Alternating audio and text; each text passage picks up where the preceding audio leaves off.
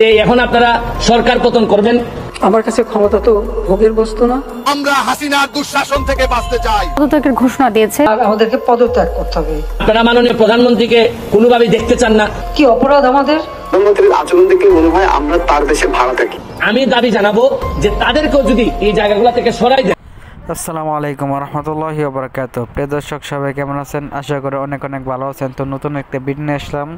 সব জাতি খালি বলে প্রধানমন্ত্রী পদত্যাগ করুন। তাহলে প্রধানমন্ত্রী পদত্যাগ নিয়ে কি বললেন, চলুন বন্ধুরা দেখে আসি কথা না বাড়িয়ে। আর চ্যানেল যদি নতুন হয় থাকে আমার কাছে ক্ষমতা তো ভোগের বস্তু না। আমি তো আয়েশ আরাম করার জন্য ক্ষমতা আসিনি।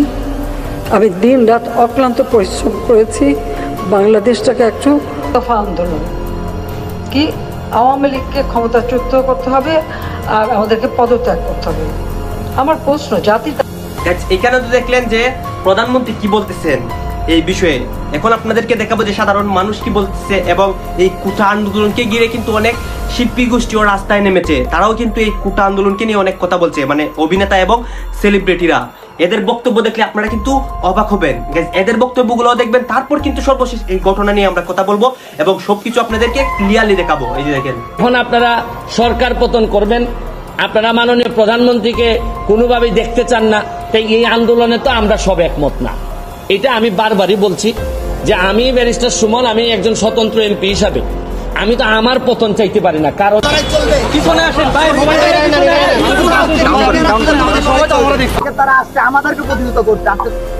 আমি কোনোদিন ভাবতে পারিনি যে এই সময় এই ধরনের একটা অবস্থার সৃষ্টি হবে আর সেখানে এতগুলি তাজা প্রাণ যাবে। কারণ স্বজন হারা বেদনা নিয়ে আমি বেঁচে আছি। আমি জানি একজন আপনজন হারালে কি কষ্ট হয়। ছাড়া বা আমার বিরুদ্ধে অভিযোগ ছাড়া এখন সরকার পতন মানে তো আমারও পতন আমি চাই। প্রশ্ন হচ্ছে গিয়ে কোটা আন্দোলনের জন্য আসছিলেন, আপনারা সফল হয়েছেন এবং এটা মানতে বাধ্য হয়েছে সবাই। এটা আদালতের মাধ্যমে আসছে। এখন আপনারা বিচার চাইতে পারেন যে কোন কোন জায়গায় অন্যায় হয়েছে। এবং আমি আপনাদের মাধ্যমে আরেকটা কথা বলতে চাই।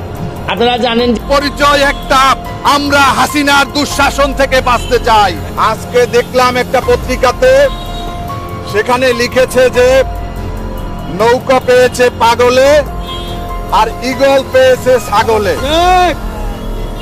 আপনারা আজকে বাংলাদেশের নির্বাচনের নামে আওয়ামী লীগ বনাম আওয়ামী লীগের যুদ্ধ শুরু হয়েছে।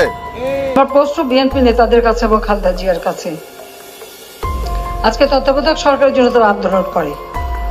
আমরা 90-এর দশকে আন্দোলন করেছি যে সেখানে নির্বাচন যে অবাধ নিরপেক্ষ করার জন্য একটা তত্ত্বাবধায়ক সরকার এই ব্যবস্থাটা রাখা হোক। খালেদা জিয়া তো তখন করে নাই, খালেদা জিয়া তো তখন রাখে নাই। তা কি জবাব দেবে বিএনপি এখন আন্দোলন যে করে? তাদের কি অধিকার আছে বলার? আমি অসুস্থ বোধ করছি, কারণ আমার একটা 12 বছরের সন্তান আছে।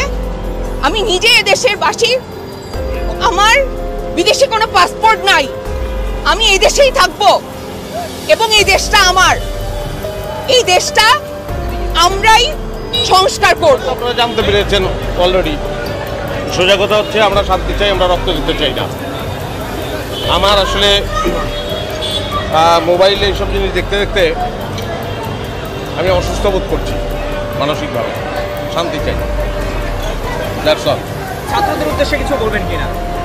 কি বলবো? আন্দোলন চলমান চলছে, শেষ কোথায় আমি জানি, আমি তো আমি আমার চাওয়াটা আমি বললাম, আমি এটাই চাই।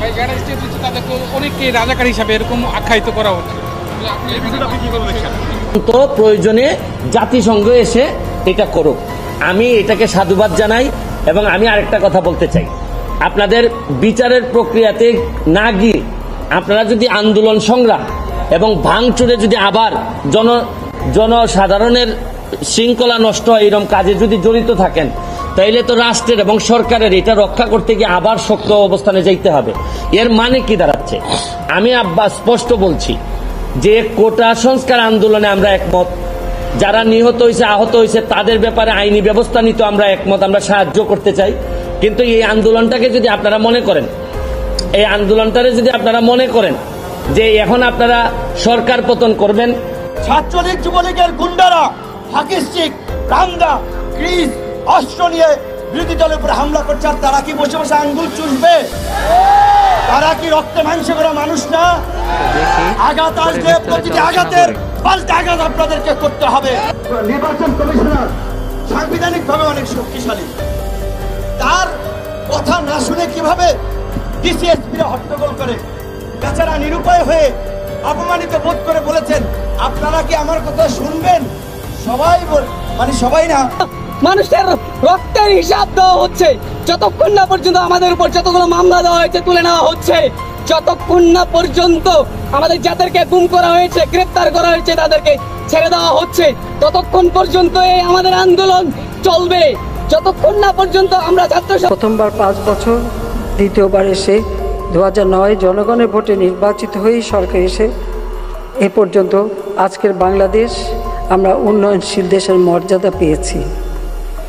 আজকে সারা বিশ্বে যে বাংলাদেশ এখন মাথা উঁচু করে কথা বলতে পারে, দাঁড়াতে পারে।